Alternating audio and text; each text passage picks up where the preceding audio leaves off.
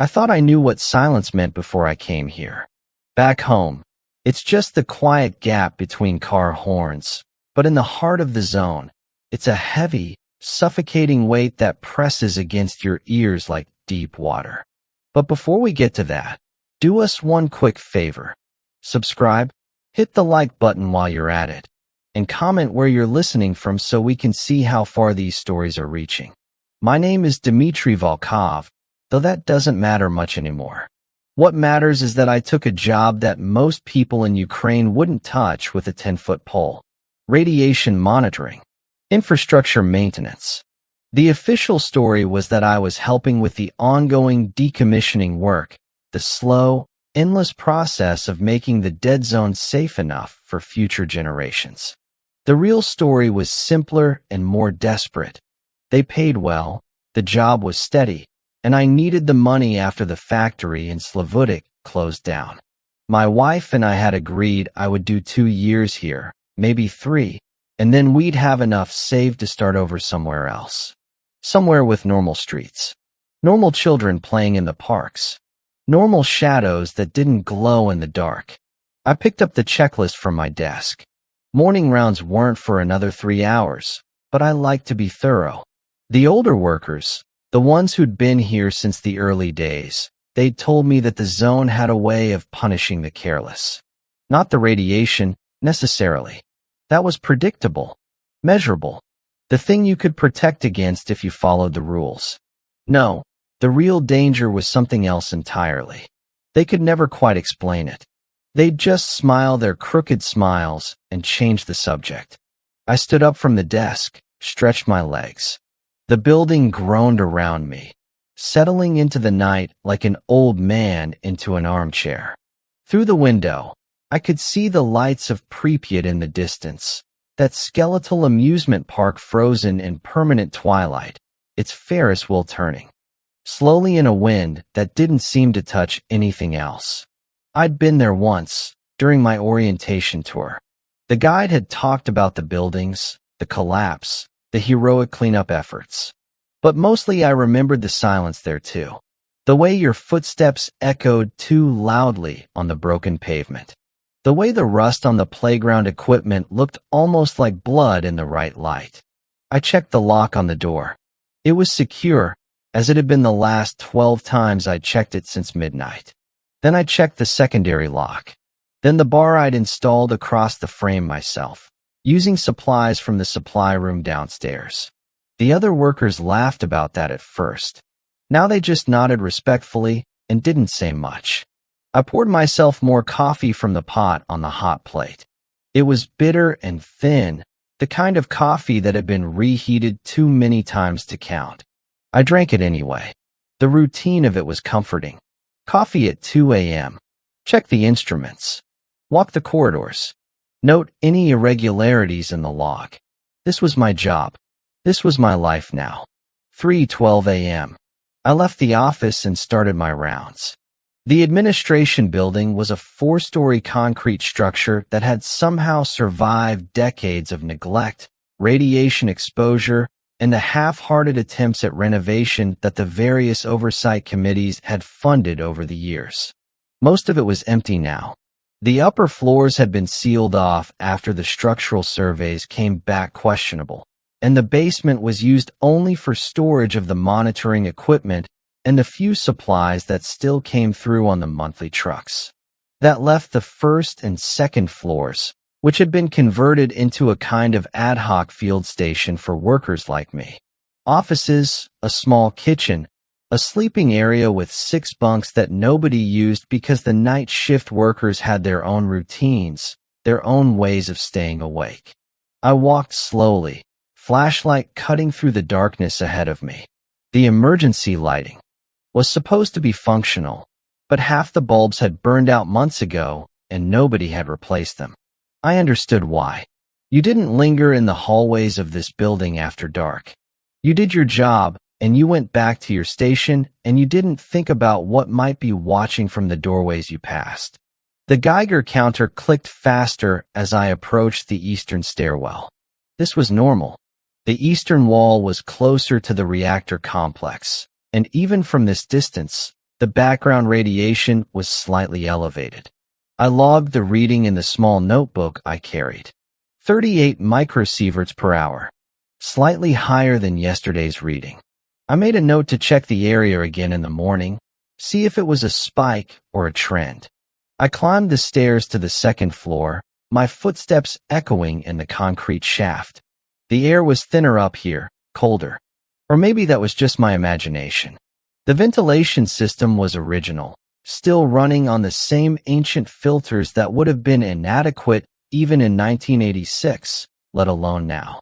But the cold felt different. It felt like something was watching. I shook my head. Fatigue. That was all this was.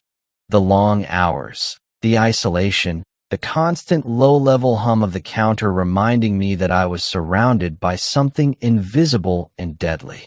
Every night, I felt it a little more. Every night, the shadows seemed a little darker, the silence a little heavier. I reached the second-floor landing and stopped. There was a door at the end of the hallway. It was labeled Storage Room B in faded stenciled letters, and it had been sealed shut when I arrived. I remembered that clearly because I'd helped seal it myself during my first week, taping over the crack at the bottom with the special radiation-resistant tape that made everything feel somehow more official, more permanent. The tape was hanging loose now. A corner of it had peeled back, curling away from the frame like a wound reopening. I stood very still.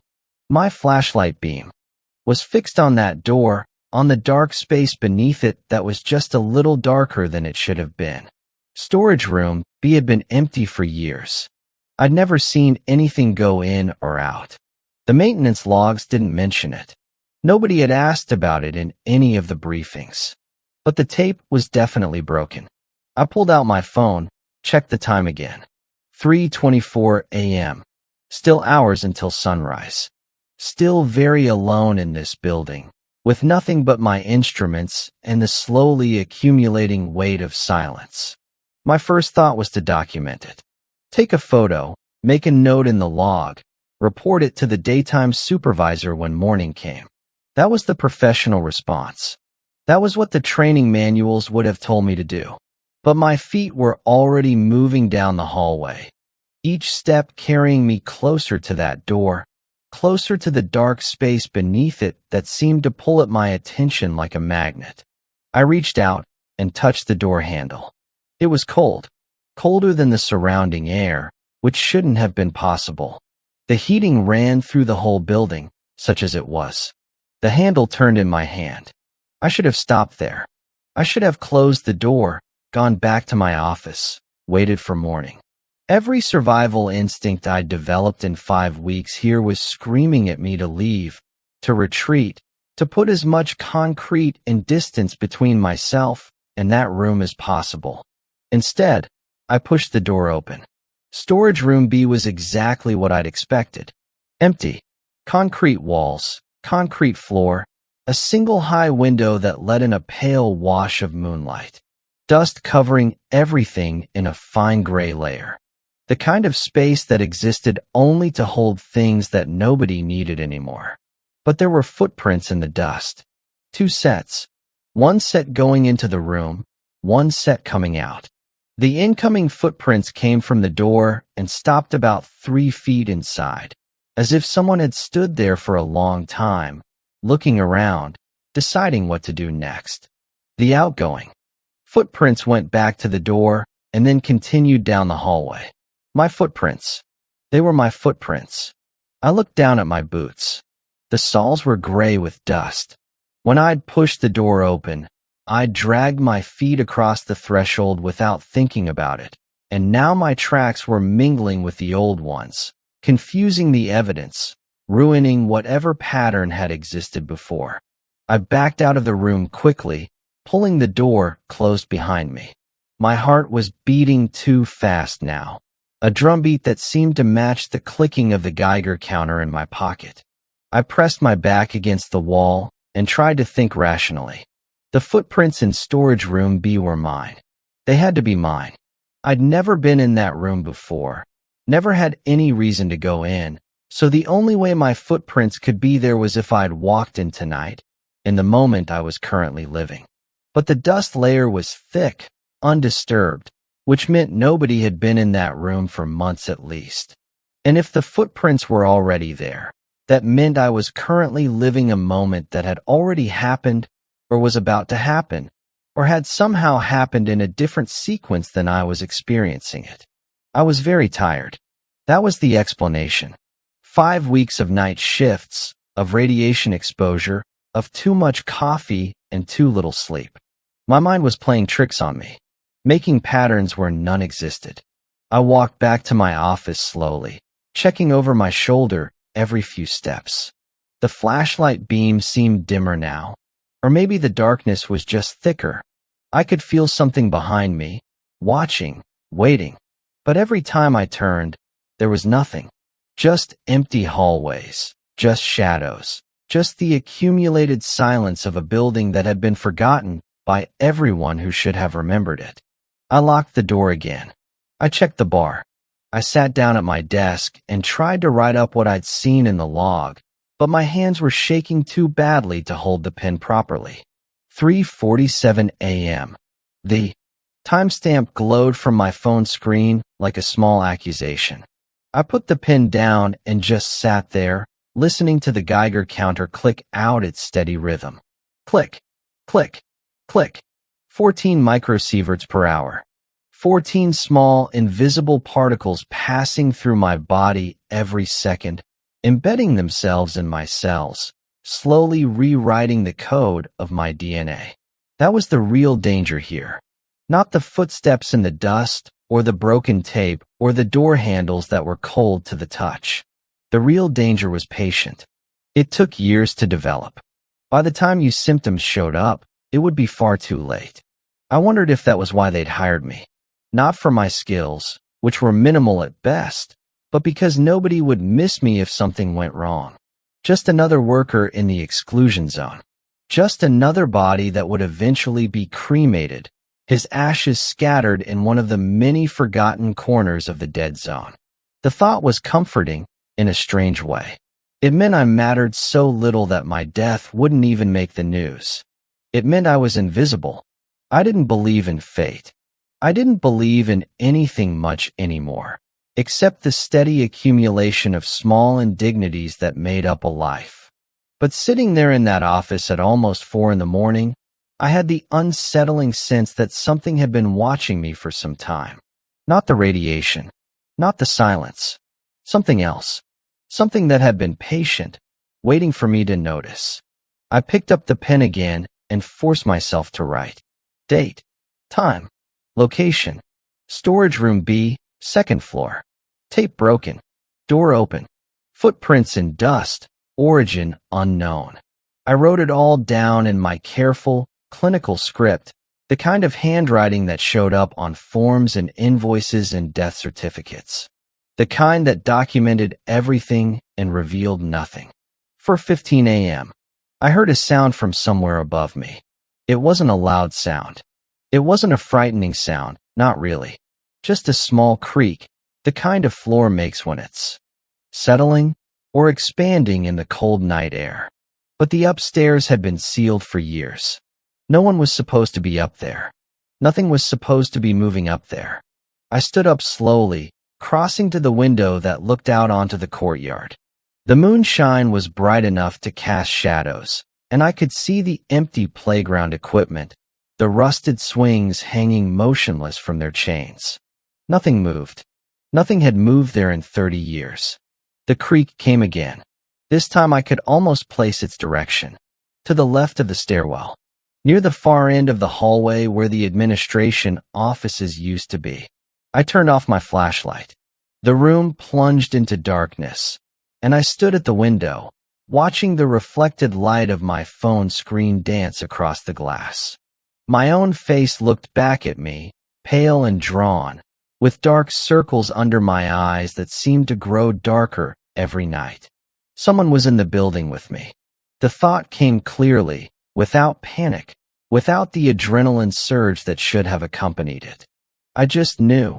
The same way I knew the Geiger counter was clicking, or the coffee was bitter, or the silence was heavy.